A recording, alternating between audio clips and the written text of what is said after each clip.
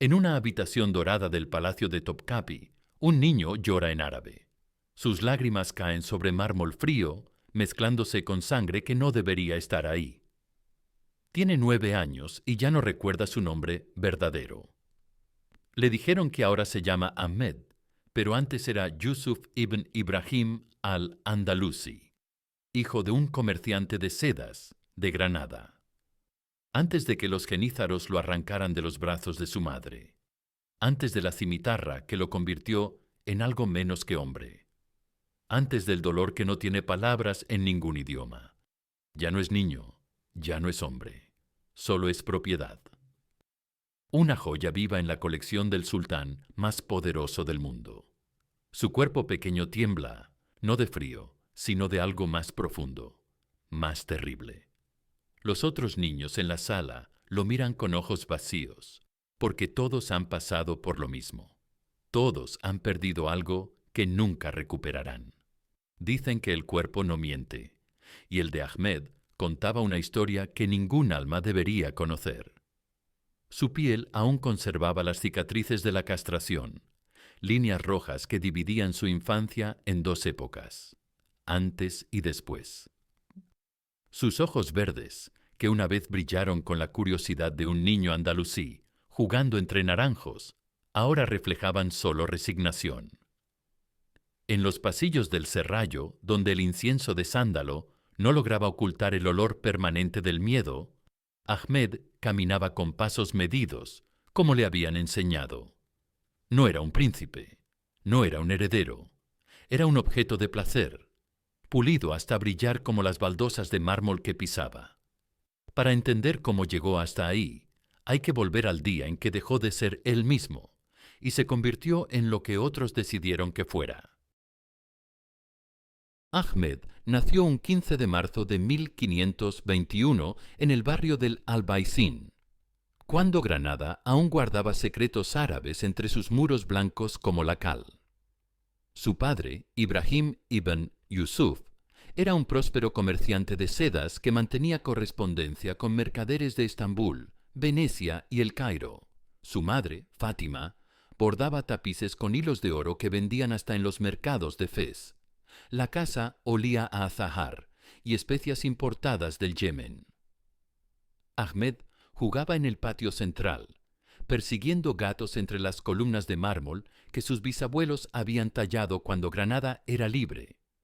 Su infancia transcurría entre el sonido hipnótico del agua corriendo por las acequias y la voz melodiosa de su madre cantando canciones de cuna en árabe. A los 6 años ya recitaba versos del Corán, con una voz clara que hacía sonreír al imán de la mezquita secreta del barrio. Su padre soñaba con enviarlo a estudiar a El Cairo, quizás a la Universidad de Al-Azhar.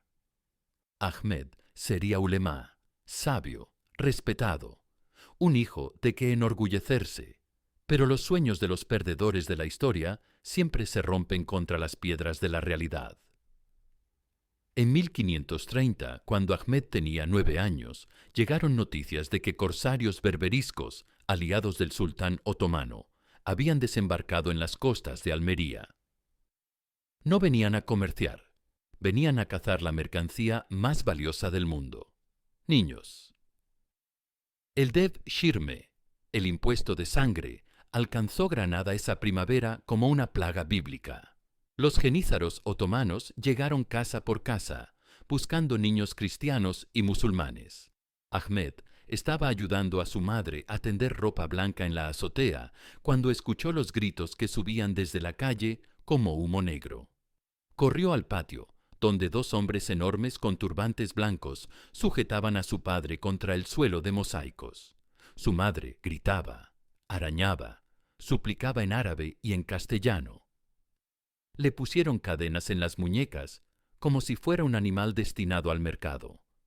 Su madre corrió tras el caballo que se lo llevaba, gritando su nombre hasta que sus pulmones no pudieron más. Ahmed se volvió para mirarla una última vez. Nunca volvería a verla. El viaje a Estambul duró 3 meses. En las bodegas del barco, hacinado con otros niños, Ahmed perdió peso, esperanza, el color de sus mejillas. Algunos murieron. Los arrojaron al mar como desperdicios. Ahmed aprendió que la vida no valía nada cuando no tenías nombre. Estambul lo recibió como una pesadilla dorada que brillaba bajo el sol de octubre. El palacio de Topkapi se alzaba sobre el Bósforo como un mundo aparte, con sus cúpulas doradas brillando como monedas recién acuñadas. Jardines perfectos, donde cada rosa había sido colocada según cálculos matemáticos. Fuentes de mármol, que cantaban melodías de agua. Pabellones decorados con azulejos de Iznik, que contaban historias de conquistas en azul y oro. Para un niño de Granada, aquello parecía el paraíso descrito en las historias que su madre le contaba. Era el infierno con decoración costosa. El primer día lo llevaron ante Béchir A'a, el jefe de los eunucos blancos, un hombre que había perdido su humanidad en pequeñas dosis a lo largo de 30 años de servicio. Alto como una lanza, de rostro lampiño y ojos crueles como los de un gato que juega con ratones heridos, Béchir había pasado por lo mismo 3 décadas antes. Ahora era el verdugo convertido en administrador del dolor ajeno. Béchir examinó a Ahmed, como quien compra ganado en el mercado. Le tocó los brazos para evaluar la musculatura.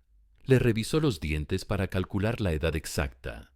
Le palpó el cuello buscando señales de enfermedad.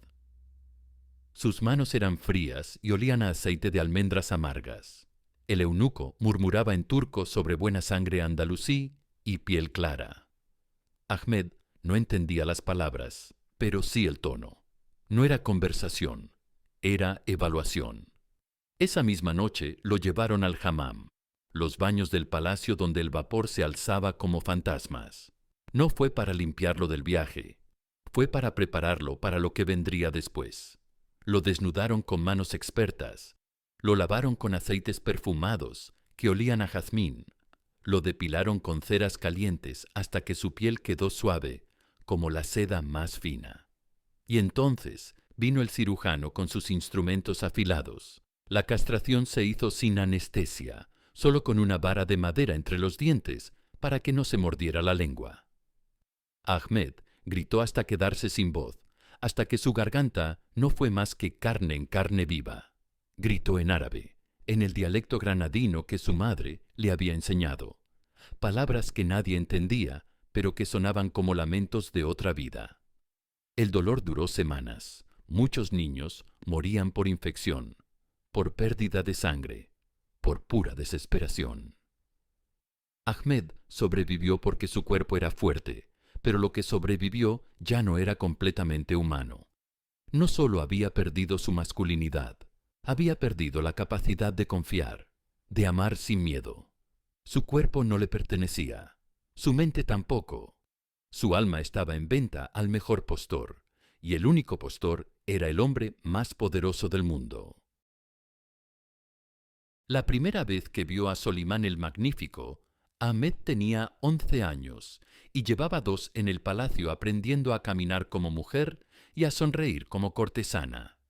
El sultán entró en la sala de estudios como una tormenta de seda y oro, precedido por el aroma de su perfume de ámbar gris. Alto, delgado como una cimitarra, con ojos negros que parecían ver a través de las personas hasta llegar a sus pensamientos más secretos. Su barba estaba perfectamente cuidada, su turbante blanco adornado con una esmeralda del tamaño de un huevo de paloma. Los niños se postraron inmediatamente, tocando el suelo de mármol con las frentes.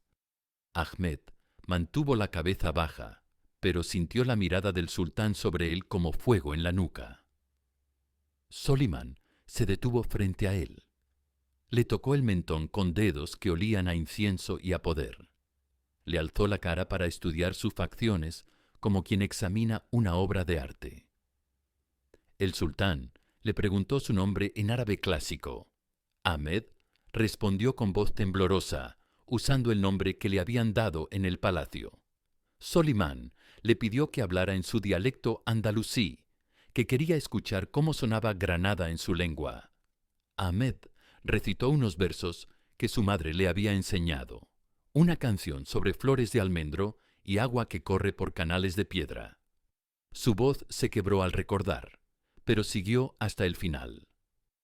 Solimán sonrió, y fue una sonrisa que helaba la sangre porque no llegaba a los ojos. Era la sonrisa de un hombre que había decidido quedarse con algo. Aquella noche, informó al niño, cenaría en sus aposentos privados. Ahmed sintió que el mundo se desplomaba a sus pies, como un castillo de naipes. Los otros niños lo miraron con una mezcla de envidia y lástima. Mehmet, su único amigo en aquel infierno dorado, apretó los puños hasta que los nudillos se le pusieron blancos, pero no dijo nada.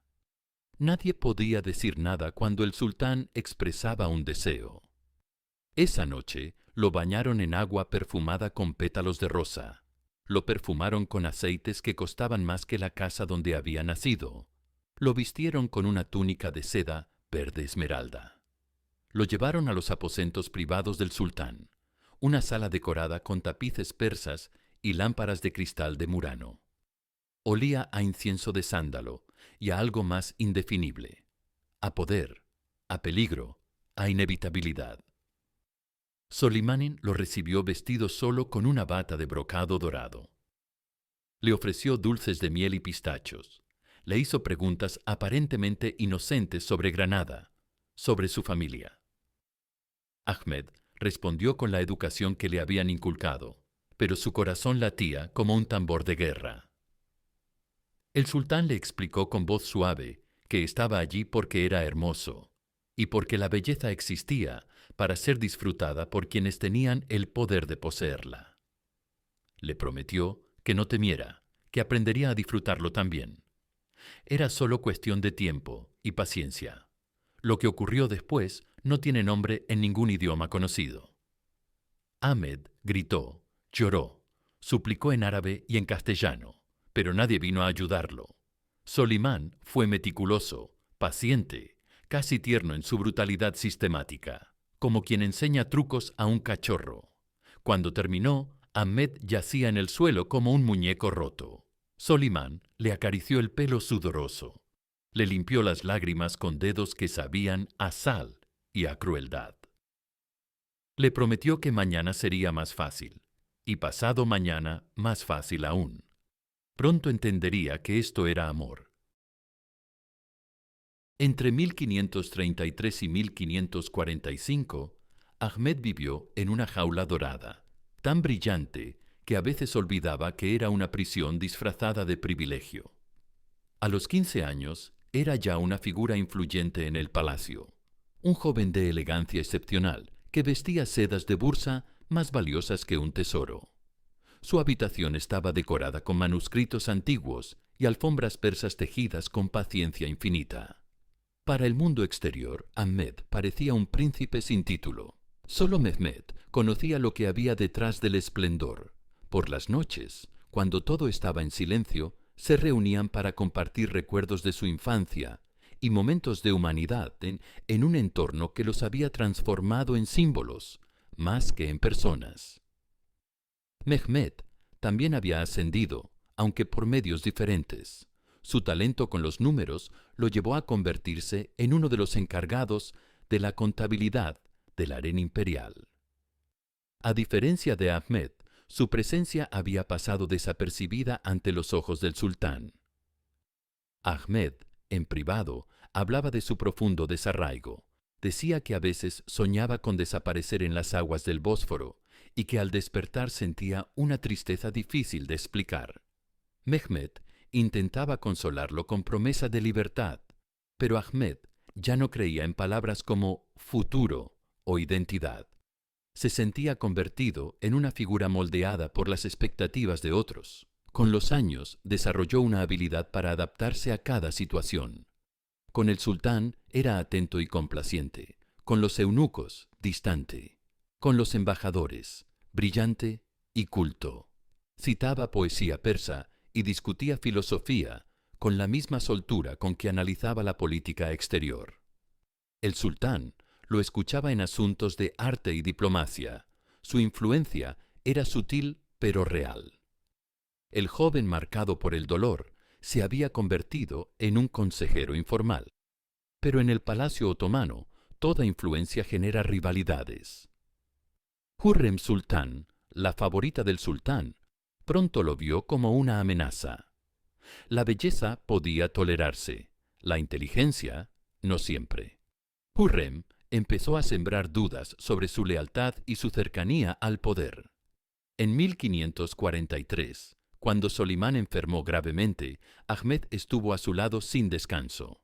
Al recuperarse, el sultán le mostró aprecio, pero ese vínculo provocó el recelo de Hürrem. Poco a poco, la distancia se instaló entre ellos. Ahmed comenzó a sentir que el mundo que conocía se resquebrajaba. Sin el favor del sultán, ¿qué lugar le quedaba? En un entorno donde el afecto era poder, su destino se volvía incierto. Una noche de marzo de 1547, Mehmed susurró a Ahmed la posibilidad impensable. Podrían huir. Tenía contactos entre los mercaderes griegos del Cuerno de Oro. Había un barco que zarparía hacia Venecia dentro de 3 meses. Ahmed lo miró como si hubiera perdido la razón. Eran eunucos, monstruos hechos por hombres, para el placer de otros hombres. ¿Qué vida les esperaba fuera de aquellos muros? ¿Quién los aceptaría? Mehmed insistía en que podrían tener una vida propia, donde pudieran elegir cómo despertar cada mañana. Ahmed podría buscar a su familia, recuperar su nombre verdadero.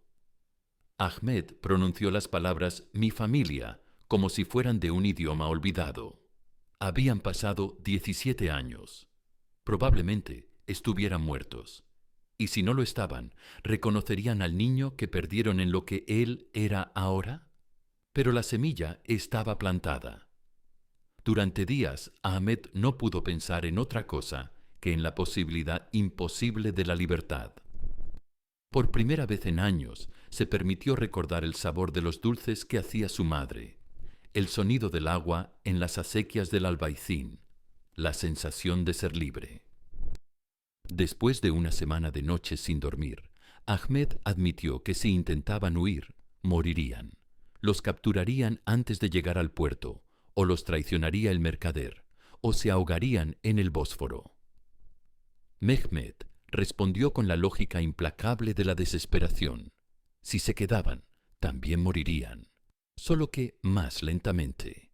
El plan era simple en su desesperación. Durante los festejos del Ramadán, cuando el palacio estaba distraído, se escabullirían hasta el puerto usando túneles de servicio que Mehmed conocía. Tenían ahorros secretos, joyas robadas. Un mercader armenio llamado Hagop los ayudaría a cambio de una fortuna en perlas. Ahmed escribió una carta que era despedida y confesión. Había sido Ahmed durante 17 años, pero antes fue Yusuf. Había amado a un hombre que lo destruyó. Había servido a un imperio que lo compró como ganado. Había fingido placer mientras sentía asco. Si Alá existía, que lo perdonara por haber sido débil. Si no existía, que al menos su madre supiera que murió recordando su nombre. La noche del 15 de junio de 1547, durante la Noche del Poder, se deslizaron por los jardines como sombras. Llevaban ropas de comerciantes griegos, dinero cosido en las túnicas, y Ahmed portaba un pequeño Corán escondido durante años. Casi llegaron al puerto, casi tocaron la libertad, pero Hagop los había traicionado. Los esperaba Beshir Aa con genízaros. El jefe de los eunucos se burló de 2 castrados jugando a ser hombres libres. Los llevaron ante Solimán al amanecer. El sultán los recibió en el salón del trono, vestido con ropas de ceremonia, rodeado de visires y ulemas. Su rostro no mostraba emoción alguna. Era el rostro impasible de un emperador, juzgando a 2 esclavos fugitivos. Solimán preguntó a Ahmed si tanto lo odiaba que prefería la muerte a seguir a su lado. Ahmed levantó la cabeza por primera vez en horas. Sus ojos verdes se clavaron en los del sultán sin pestañear. Respondió en árabe que no lo odiaba, sino que lo compadecía. Fue la primera vez en 17 años que Ahmed dijo la verdad sin filtros, y fue su sentencia de muerte. La ejecución de Ahmed no fue rápida. Solimán ordenó que lo torturaran durante 3 días en el patio principal del palacio, para que todos presenciaran qué pasaba con los que intentaban escapar. El primer día le arrancaron las uñas. Ahmed gritó, pero no suplicó. Entre gritos, recitaba versículos del Corán en árabe, no los que había aprendido en el palacio, sino los que su madre le había enseñado. Era un niño llamando a su madre desde el infierno. El segundo día le quebraron los dedos uno por uno. Ahmed ya no gritaba, susurraba, repetía un nombre, Yusuf, no Ahmed, el nombre del palacio. Yusuf, el nombre que había perdido a los 9 años. Mehmet fue ejecutado al amanecer del segundo día. Ahmed vio caer la cabeza de su único amigo y algo se rompió definitivamente. Ya no era Ahmed, ya no era Yusuf, era solo dolor con forma humana. El tercer día lo empalaron. Antes de la ejecución final, Solimán se acercó al poste donde Ahmed colgaba, destrozado pero aún vivo. Le susurró que podía haber sido el más poderoso de sus eunucos. Le preguntó por qué había tirado todo por un sueño de libertad. Ahmed alzó la cabeza con esfuerzo sobrehumano. Sus labios esbozaron algo parecido a una sonrisa. Susurró que había recordado que había sido niño. Fueron sus últimas palabras coherentes. Murió al atardecer del tercer día. Tenía 26 años. Había vivido 17 años como esclavo y 3 días como hombre libre, aunque fuera para morir. Solimán ordenó enterrarlo en una fosa común, sin nombre. Pero los otros páginas, en secreto, le pusieron una piedra. Yusuf ibn Ibrahim al-Andalusi regresó a casa. La muerte de Ahmed no cambió nada en Topkapi. A la semana siguiente llegaron nuevos niños del Devshirme. El sistema siguió funcionando como una máquina perfecta, moliendo vidas humanas para alimentar los caprichos del poder. Pero algo había cambiado en los ojos de los supervivientes. Los páginas que habían presenciado la tortura empezaron a murmurar sobre resistencia silenciosa. Pequeños actos que mantenían viva la dignidad humana. Solimán nunca volvió a tomar favoritos varones. Durante sus últimos años vivió en aislamiento casi total. Como si la última verdad de Ahmed hubiera envenenado todas sus futuras intimidades. Siglos después, los historiadores escribieron sobre Solimán el Magnífico, sus conquistas, sus mezquitas, sus reformas. Nadie habló de los niños. El Devshirme quedó reducido a una nota: sistema de reclutamiento de élites. Una mentira que ocultaba el comercio de carne humana. Esta es la historia de Ahmed ibn Yusuf al-Andalusi, pero también de miles de niños cuyos nombres fueron borrados, no como páginas de gloria imperial, sino como carne y hueso y lágrimas verdaderas. Su cuerpo no le perteneció jamás, ni de niño, cuando lo arrancaron de Granada, ni de adolescente, cuando lo convirtieron en objeto de placer, ni de adulto, cuando intentó reclamar su libertad. Pero en sus últimos 3 días, cuando eligió el dolor de la verdad sobre la comodidad de la mentira, su alma al fin fue suya. No era un héroe épico ni un santo mártir. Era solo un niño al que robaron la infancia y que tardó 17 años en recordar su nombre verdadero. Pero recordarlo le costó la vida.